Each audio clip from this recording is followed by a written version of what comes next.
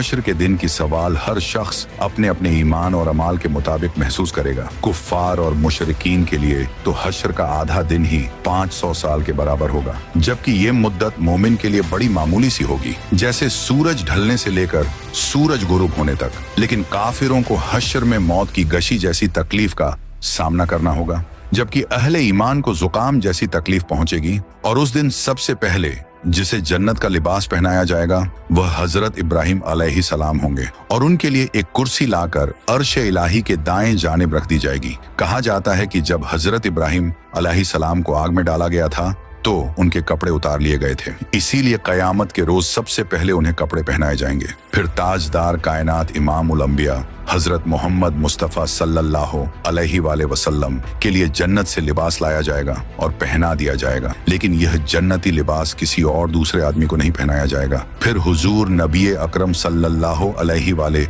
वसल्लम के लिए एक कुर्सी लाई जाएगी और अर्श इलाही के पाए के पास रख दी जाएगी। फिर आखिर लोग परेशान होकर आपस में मशवरा करके हजरत आदम अलैहिस्सलाम की खिदमत में पेश होंगे और कहेंगे, ऐ हमारे अब्बा जान, आप हमारे साथ कदम आगे बढ़ाइए और अल्लाह के हुजूर अर्ज कीजिए कि ऐ अल्लाह, इस सख्ती को बर्दाश्त करना मुश्किल है, आप हमसे हिसाब ले लीजिए ताकि हमें जाना कहाँ है वहां जल्दी पहुंच जाएं। यह तंगी हमारी बर्दाश्त से बाहर है। मगर हजरत आदम अलैहिस्सलाम उस वक्त यह कहते हुए इनकार फरमा देंगे कि नहीं, मैंने भूल की वजह से एक दाना खा लिया था और उस दाने की वजह से 300 साल तक रो रो कर माफी मांगता रहा। हदीस पाक में आया है कि पूरे इंसानों के जितने आंसू हैं वे सारे के सारे 10वां हिस्सा हैं और 9 हिस्से आंसू हजरत आदम अलैहिस्सलाम के उन 300 सालों में निकले, और उसके बाद अल्लाह ताला ने उनकी तौबा को कबूल फरमा लिया। इतना रोए और माफी मांगने के बाद और तौबा कबूल हो जाने के बाद आखिर उन्होंने बैतुल्लाह शरीफ बनाया और 30 हज पैदल चल कर की। मगर कयामत के दिन वह फिर भी फरमाएंगे, नहीं,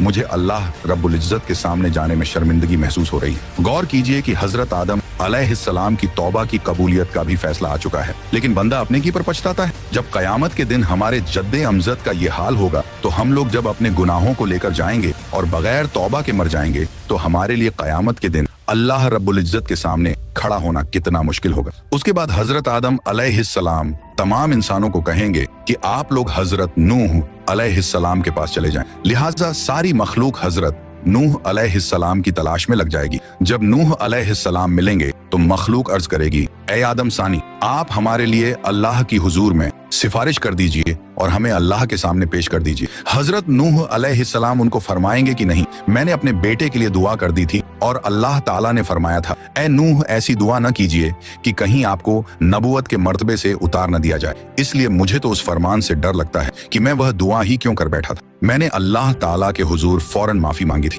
लिहाजा मैं अल्लाह ताला के हुजूर पेश नहीं हो सकता। हजरत नूह अलैहिस्सलाम का असल नाम अब्दुल गफ्फार था, मगर वह उस दुआ के मांगने के बाद इतना रो कि उनका नाम नूह पड़ गया। नूह का मतलब है नूहा करने वाला, यानी रोने वाला। इतना रोने के बावजूद कयामत के दिन अल्लाह रब्बुल इज्जत के सामने जाने से जब उनको इतना डर लगेगा तो सोचना चाहिए कि हम तो अपने गुनाहों पर रोते भी नहीं, बल्कि जब गुनाह करते हैं तो खुशी खुशी दूसरों को बताते हैं कि मैंने फला गुनाह किया है। तो फिर हम सब कयामत के दिन अल्लाह के हुजूर कैसे पेश होंगे? फिर हजरत नूह अलैहिस्सलाम सब इंसानों को फरमाएंगे कि आप हजरत इब्राहिम अलैहिस्सलाम के पास चले जाएं। फिर सारी इंसानियत इब्राहिम अलैहिस्सलाम को ढूंढकर उनसे अर्ज करेगी कि ए अल्लाह के खलील, आप हमें अल्लाह रब्बुल इज्जत के हुजूर पेश कर दीजिए। लेकिन वह फरमाएंगे कि नहीं, आज मुझे अल्लाह रब्बुल इज्जत के पास जाते हुए घबराहट हो रही है, क्योंकि मेरी जिंदगी में 3 बातें ऐसी थीं जो मसलहत की बिना पर तो हुई लेकिन खिलाफे वाक़िया थी। आज मुझे उन तीनों बातों पर शर्मिंदगी है। उनमें से पहली बात तो यह थी कि एक बार इनको